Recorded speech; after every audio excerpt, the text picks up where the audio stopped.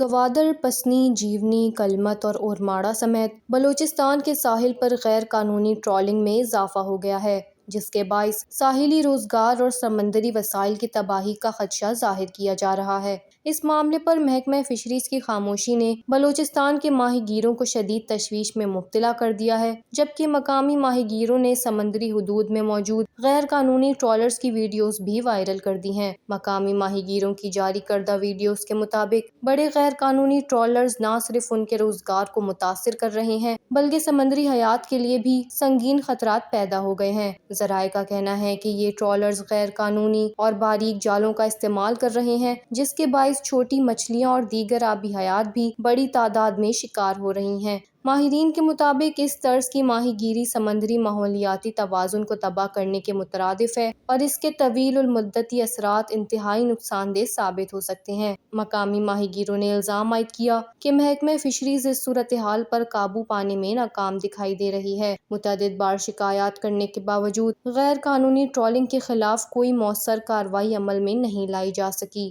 ماہی گیروں نے حکومت سے مطالبہ کیا ہے کہ فوری طور پر غیر قانونی ٹرالنگ کے خلاف سخت اقدامات کیے جائیں، ذمہ دار عناصر کے خلاف کارروائی کی جائے اور سمندری وسائل کے تحفظ کو یقینی بنایا جائے تاکہ مقامی افراد کے روزگار اور سمندری حیات کو بچایا جا سکے۔